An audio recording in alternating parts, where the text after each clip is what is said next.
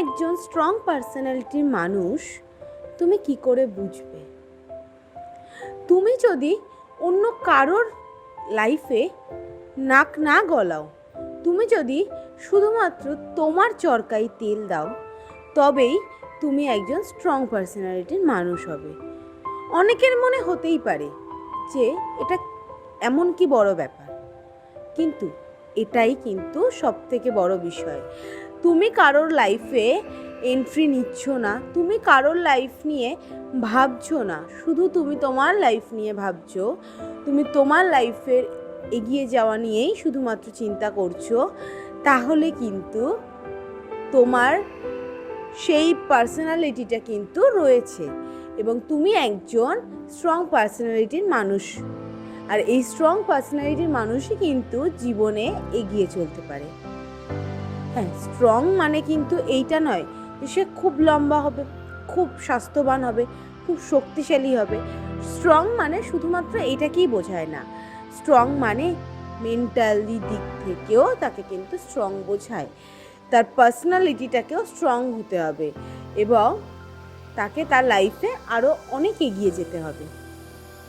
আজকে আমি তোমাদেরকে পার্সোনালিটি কিভাবে বাড়ানো যায়, কীভাবে স্ট্রং পার্সোনালিটি তৈরি করতে হয়, আমরা আজকে এইটা নিয়ে একটু আলোচনা করব। তো আমি তোমাদেরকে কিছু ছোট ছোট টিপস দেব, যে টিপসগুলো তোমরা যদি ফলো করো তাহলে তোমরাও কিন্তু একজন স্ট্রং পার্সোনালিটির পার্সন হয়ে উঠতে পারবে এবং সবার কাছে প্রিয় মানুষ হয়ে উঠতে পারবে। তো চলো, অতিরিক্ত কথা না বাড়িয়ে সোজা আমরা ভিডিওতে চলে যাই।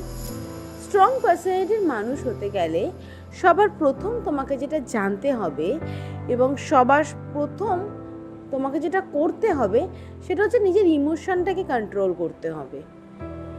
সমস্ত বিষয়ে আমরা ইমোশনালি অ্যাটাচড হয়ে পড়ব না। আমরা ছোট্ট ছোট্ট বিষয়গুলোকে জাস্ট ইগনোর করে নেব, কারণ আমরা কিন্তু এখনও অবধি অতি ছোট ছোট ক্ষুদ্র ক্ষুদ্র বিষয়গুলোকে নিয়েও অতিরিক্ত ইমোশনালি অ্যাটাচড হয়ে পড়ি। যে ইমোশনাল অ্যাটাচমেন্টটা কিন্তু তোমার লাইফে তোমাকে অনেকটা পেছনে নিয়ে যেতে পারে। তাই ইমোশনালি অ্যাটাচমেন্ট হব না কারোর সাথে, ইমোশনটাকে কন্ট্রোল করব। তার জন্য মেডিটেশন করো, বই পড়ো, একটা ফাঁকা সময় কাটাও, দেখবে ইমোশনটাকে ঠিক কন্ট্রোল করা গিয়েছে। নাম্বার 2, এই যে বললাম কিছুক্ষণ আগে, বই পড়ো, ইমোশনও কন্ট্রোল হবে, আর কি হবে, নলেজ গেইন হবে। দেখো, জীবনে এগিয়ে চলতে গেলে আমাদের কিন্তু প্রতি মুহূর্তে কিছু না কিছু নলেজের প্রয়োজন হয়, কিছু না কিছু জ্ঞানের প্রয়োজন হয়। আর সেই জ্ঞানটা কিন্তু আমরা শুধুমাত্র চুপচাপ ঘরে বসে থাকলেই আমরা কিন্তু পাবো না। তার জন্য আমাদেরকে কি করতে হবে? তার জন্য আমাদেরকে বই পড়তে হবে, আমাদেরকে বাইরে বেরাতে হবে, বাইরের দুনিয়ার সাথে চলতে হবে, তবেই কিন্তু আমরা বাইরের জগৎ সম্বন্ধে একটা সুন্দর নলেজ গেইন করতে পারব। একজন স্ট্রং পার্সোনালিটি মানুষের কিন্তু সমস্ত বিষয়ে একটা স্ট্রং নলেজ থাকাও কিন্তু দরকার, তবেই কিন্তু you are a strong personality person বোঝা যাবে। ওকে, তো নাম্বার 3 কি হবে? Be your own support system. তুমি তোমার নিজের সাপোর্ট সিস্টেম নিজে তৈরি হও, পড়ে গেলে নিজে উঠতে শেখো।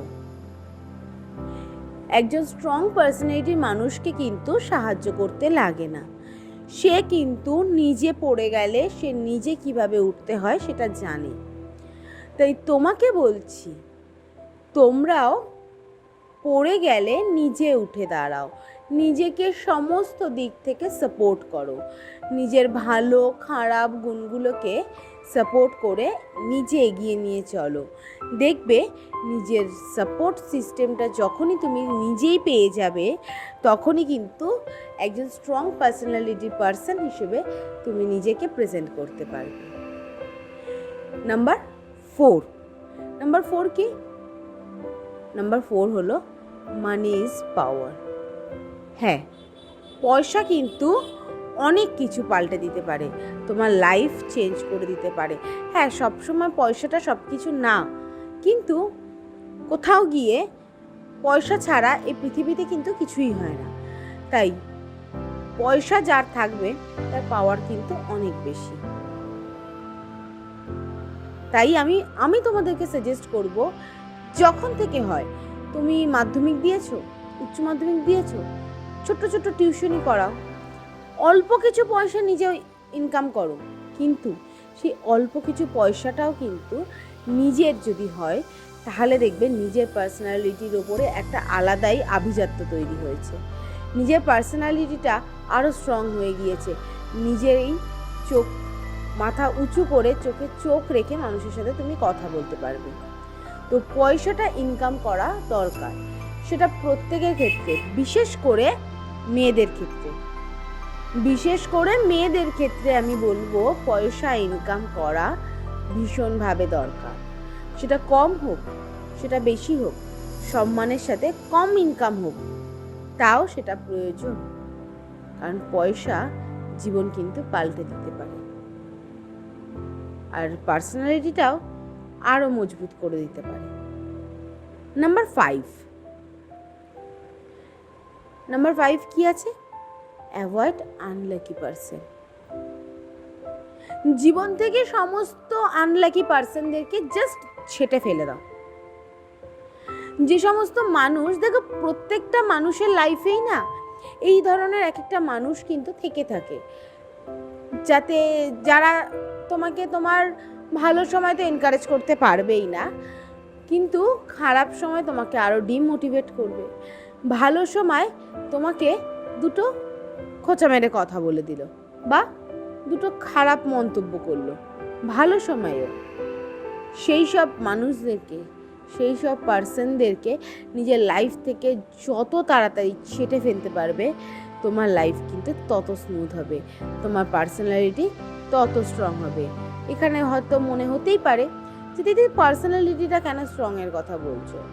একটা জিনিস জানবে, আনলাকি পার্সনের পিছনে তুমি তোমার লাইফের টাইমটাকে যতটা ওয়েস্ট করবে, ততটা কিন্তু তোমার লাইফে স্ট্রং পার্সোনালিটি তৈরি করার যে জায়গা, সেটাও কিন্তু কমতে থাকবে। কারণ আনলাকি পার্সনদের পেছনে তোমার এত সময় নষ্ট করার কোনো প্রয়োজন নেই। তাই তাদেরকে নিজের লাইফ থেকে জাস্ট কেটে ফেলো, ডিলিট করে দাও, আর নতুন কিছু আপলোড করে ফেলো নিজের লাইফে। দেখবে নিজের লাইফটা একদম স্মুথ গতিতে চলছে এবং নিজের পার্সোনালিটিটাও একদম স্ট্রং তৈরি হয়ে গিয়েছে।